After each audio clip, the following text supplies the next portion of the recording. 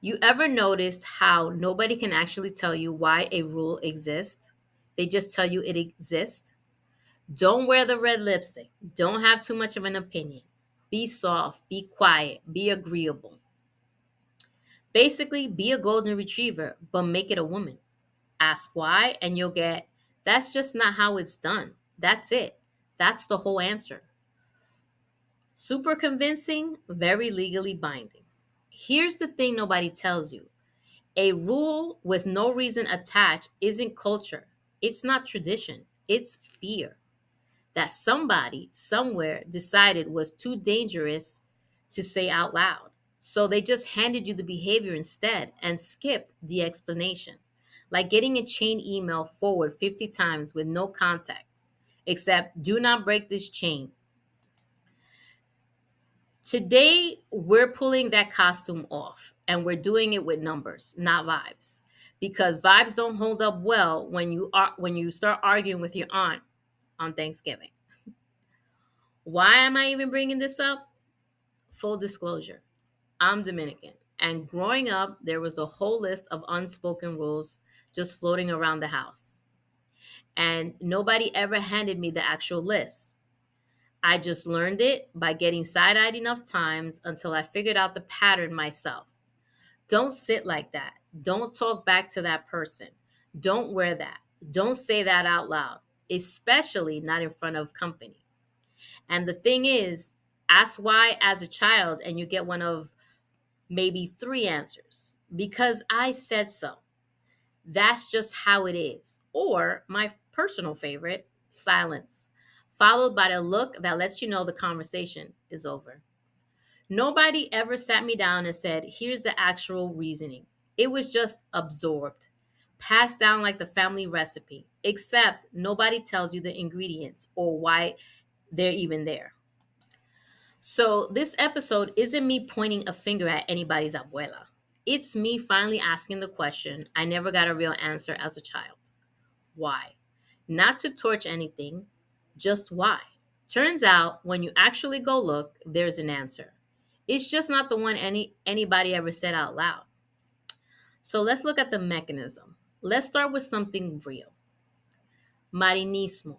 It's the traditional gender role for women in Hispanic culture, including Dominican culture. So this one's close to home. So it's rooted in the idea of the women as the family's spiritual pillar, modeled after the Virgin Mary. On paper, it sounds honorable. Be the backbone, be the strength. Very flattering title for what is functionally an unpaid 24/7 no benefit position. But researchers actually broke this down into two pieces. And the two of those pieces are named literally subordinate to others, self-silencing to maintain harmony. I did not make those names up. Somebody with a PhD sat in a lab and wrote self silencing to maintain harmony on a whiteboard like it was a Tuesday, meaning it was measured, studied, scored on a scale. Part of the tradition expectation is that a woman defers and a woman keeps her opinion to herself so the peace stays intact. Translation: smile, nod, and swallow it, sweetie. And here's where it stops being philosophical and starts being data. Research on these specific belief categories has linked them higher to psychological stress and depression symptoms in women who carry them. Not a maybe, a measured association. Turns out keeping it to yourself for 40 years isn't actually a wellness routine. Hmm, shocking. That's the whole thesis in one stat. The rule wasn't written down as we are afraid for you. It was written down, this is who you are, generation to generation. The fear got relabeled as identity, and the cost of carrying it shows up later in a therapist's office, in a research paper, in the women who can't figure out why asking for what she wants feels like betrayal instead of a Tuesday afternoon request. So let's look at How to put this in modern time? Two modern examples, same mechanism, two different outfits. Act one, the red lipstick rule. Red lipstick isn't controversial because of the color. It's controversial because it says, look at me. And there's an entire unspoken rule book that says women isn't supposed to say that out loud, plainly without an occasion to excuse it.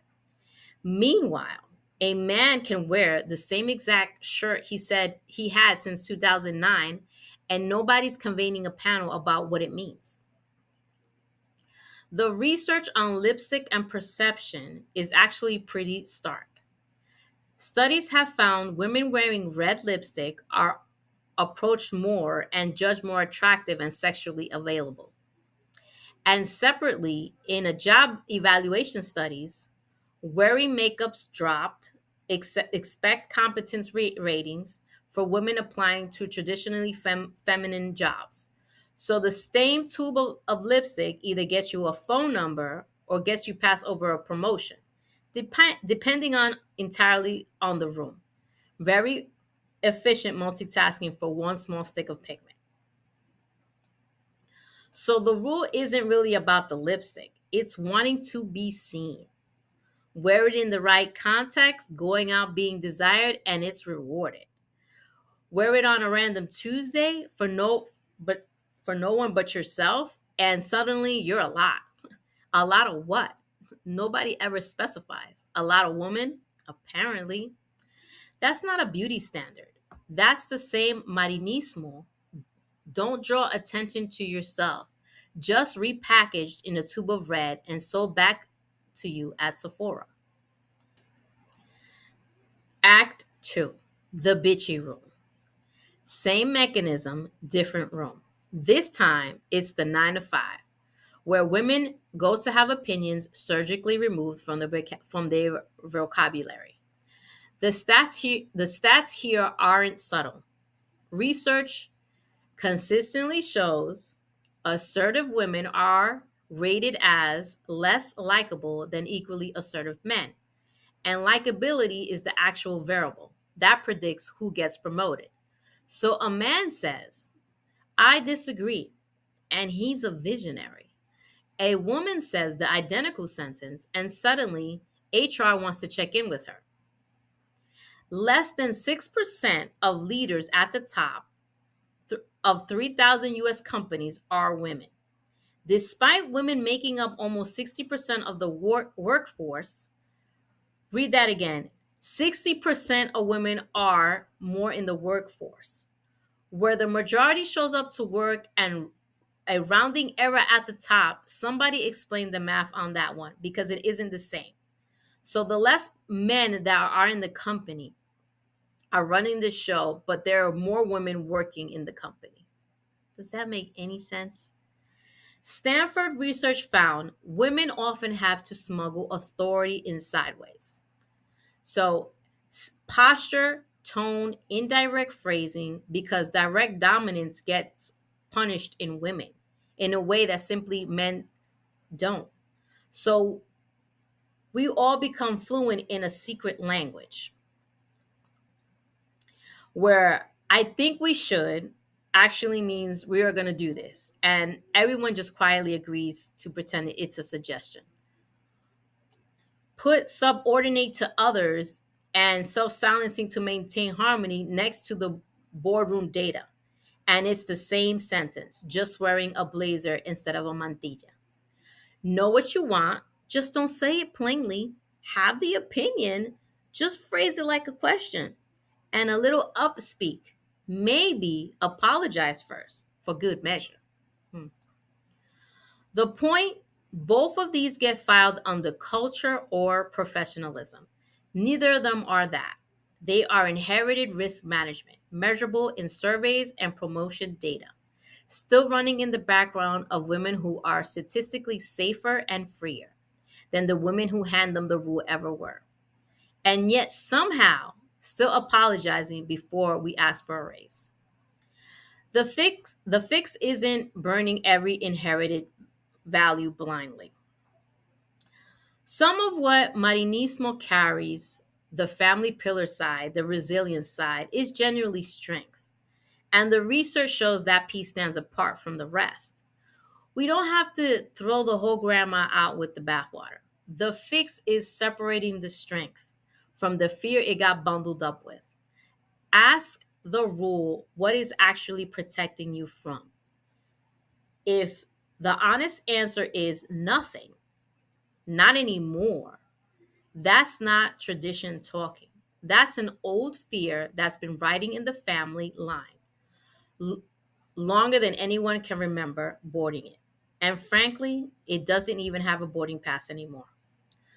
So go ahead and wear the color, say the sentence out loud because the data already told us the danger it was guarding us against is not even in the room anymore. It's not even in the building.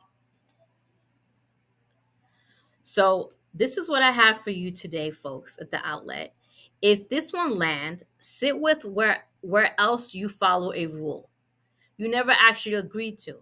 Ask what it would cost you to just check, probably less than what it already costing you to keep pretending. Because here's the real ending. You don't owe an old fear your whole life just because it showed up first. Every woman rewriting her story is doing the exact same thing, breaking the bonds of tradition that stopped protecting her a long time ago and started limiting her instead. That is not betrayal. That's not disrespect. That's just finally reading the expiration date. So wear the lipstick, say the sentence, rewrite the story. Nobody's coming to save you from the rule that already served its time. So go ahead and retire it yourself. You have a great day.